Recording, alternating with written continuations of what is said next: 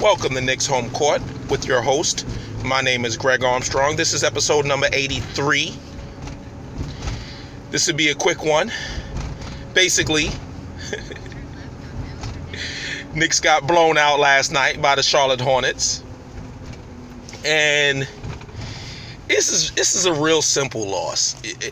I see people getting all into it, talking about, Hornacek should have played Noah more minutes and should have put him in earlier, or this and that. Look. Charlotte, first of all, was healthy for the first time in a long time. They actually had Michael Kidd-Gilchrist, Nicholas Batum, both playing at the same time. They was healthy. Their full complement of team. That's a playoff team when they're healthy, but they've never been healthy, and they've been losing a lot of games, and they're at home. Then you got the Knicks hobbling in there. No Kristaps, no Hardaway. I mean, that's a lot of points you're missing. 24 and 18 points a game. You think the reserve's going to continue to pick that up? You think Courtney Lee's going to continue to score 26 and 27 points? It's not going to keep happening. I mean, Beasley's going to keep scoring because that's what he does. That's what he does. That's what he does. He scores. He's the walking bucket. But at the same time, it's on the road. The Knicks need to do better on the road, though. That's the thing. I mean, look, my only complaint is not the loss, but the how you lost. Because I mean, we beat an Oklahoma City team after a triple overtime that they had the day before. But still, see, in the NBA, sometimes you win games you probably shouldn't win, and you lose games you probably should win. But this game here was a difficult game. They were walking into a game with a team that's finally looking like they're healthy. Frank Kaminsky commenced to bust our ass, looking like the player he did in college. You see, trying not to look like a bust. But I'll tell you this. If you give NBA players time to develop, see, this is a new thing that goes on in the NFL and the NBA. I noticed that you have to produce right away. Like NFL quarterbacks used to get 3 years. You used to draft a quarterback, and he used to sit on the bench for 3 years behind the starter, and then come in ready. That's how it always was in the NBA. The NFL. Point guards were given about 3 years in the NBA before you see blossom, before people start calling them a bust. Well, shit. In the NBA, Lonzo Ball, they was calling him a bust after fucking 15 games. He's a bust. Ntilikina, he's a bust. Look at him, go back to France. I'm like, really? And centers, we all know, also take time to develop. So you see Kaminsky having a good game. Not saying he's going to be a good player or a great player or anything like that, but players need time to develop. The great ones don't need as much time because they're great. That's why they're great players. That's why they're called great players. They always show early on they're going to be great. They always do. They have them burst. They have little short bursts of greatness that you see. And Kristaps had that in his first year. Karl Anthony Towns had that in his first year. Certain players, great players always show you early that they're going to be great. Good players don't always show that early on. They have to figure their way out, and sometimes they still become great. But anyway, I just wanted to touch on that because I heard people saying Frank Kaminsky is a bust. He's not a bust yet, but he had a good game, and he's definitely made for this type of NBA. But they had a full complement of all their players. We're missing 24 points and 18 points a game. That's big. You can't continue to overcome that, especially on the road. And let me tell you something about the road. When you're playing on the road, they always say that the players that play well on the road are the stars. They always play well everywhere they go. That's why they're the stars. See, that's the difference between a star and a good player. Or better yet, a superstar and a good player. See, a superstar is going to perform anywhere and everywhere he plays. He's not going to have a bad game because people are booing him or because he's on the road or anything like that. He's not going to do that. He's not going to do that. He's not going to play bad because of that. But bench players and players who are trying to become good, They need to play. They play better at home. It's just always been like that. I never understood it. And I guess, hey, they're nervous on the road or something like that. So, so that's the case. So when you have this game, when we was playing against Oklahoma City at home, you know what I'm saying? We're playing at home, against Melo. There was a lot of reasons for the team to play well. You got the crowd behind you. You in Charlotte.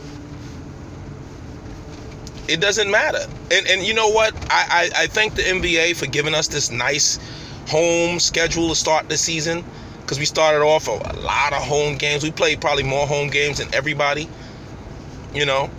So that's pretty good. But at the same time, we're going to have to play these road games, folks. We're going to have to get some wins on the road, and some good wins. We're going to have to look good on the road. We ain't got to win all the games. We got to at least win good. We got to win on the road. A really good NBA team, let's say this, a good NBA team is usually 500 on the road, and they play about 70% at home. 700 at home. That's usually what a good NBA team does. A bad NBA team just as bad way around, so I don't need to talk about that. But, and right now the Knicks are a decent home team. And I like that, because you need that. You need people to feel like when they come to the Garden, this is the Lions' den, motherfucker. You coming into the Lions' den. You about to get eaten alive. No barbecue sauce, bitch. But I'm just saying, but on the road, though, we got to be spoilers. The Knicks got to come in there spoiling shit. They got to come in there looking for the booze, eating them shits, drinking the tears of the other team. You got to play like that. See, stars love it. Stars love shutting up the crowd. But some of the other players, what their pants, they don't play as well. It's just, I don't know what it is. I don't know. Also, too, when you're playing at home, you have the comforts of your home. You have a good night's sleep that you usually are gonna get. You got your these guys are rich, so they probably have a chef or somebody cooking for them and things like that, whatever. They go on the road, they don't have any of that. I'm sure that, I know in some Bush League towns, you probably can't even get good food. You know that the rumor, I meant to say this, a lot of people don't know. Speaking of being at opposing towns, that flu game, right, that Jordan had, people will say it wasn't really the flu, but you don't understand. They didn't really tell you what the kind of flu he really had. He had a stomach virus. He had the stomach flu. And rumor has it was that he ate some food out there and, on the road, and it wasn't good. That was the rumor. But it definitely was a stomach flu. They didn't want to say that, because you think diarrhea and throwing up, but what happens is when you have a stomach virus, a stomach flu, you have no fluids. You're exhausted. You don't have any food. You have no fuel. So that's why he looked like that. That's why Jordan looked like he was exhausted, not because he's running a fever. They were saying all that bullshit. They just didn't want to tell the truth. Every time they had a chance, he was going to take shits. He was fucked up. He was fucked up. That was the deal. And that's why he was so weak, and it was hard for him to do things. He had to focus each time. Because trust me, you're not playing NBA basketball on the regular flu. You're not doing that. It's just not happening. You're not running up and down the court with 103 fever. It's just not happening. Trust me. You talking about catching a Caesar. You talking about passing out. No, he's not doing that. He had a stomach flu. I just wanted to just put that out there for a lot of people who don't know. You can look that up. So anyway, because one thing, I love being a basketball historian. I don't really study it like that, but I do look into certain things. I just get curious, because I think that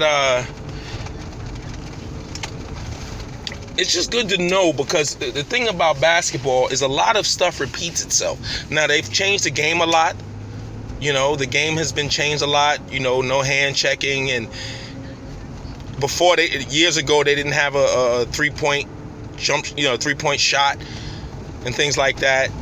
You know, if you look at the NBA now, it's practically the ABA. The NBA is not the NBA anymore. It's the ABA. It's literally, completely, and utterly the ABA.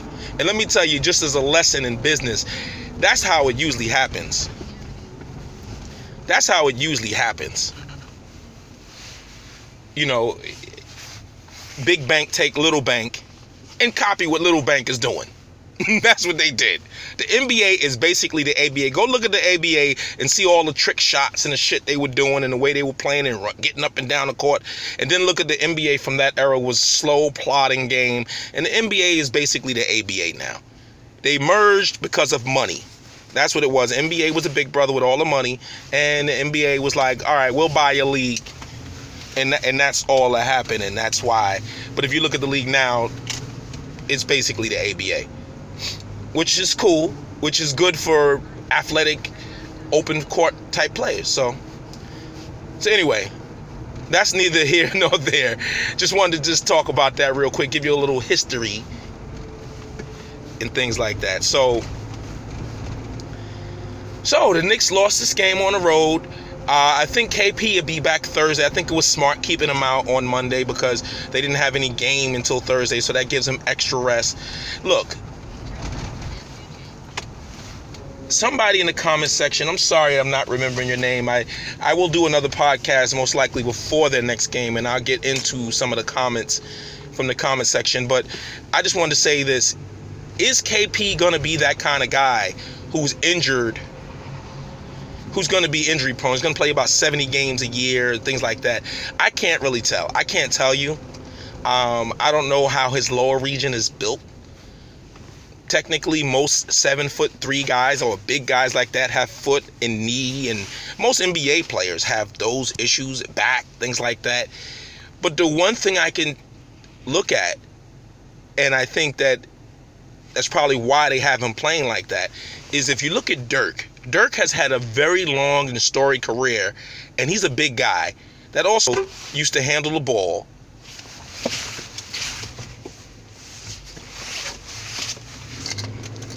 He's a big guy that also used to handle the ball, you know, and get up and down the court. And it wasn't until I wouldn't say until, but he mastered that turnaround jump shot.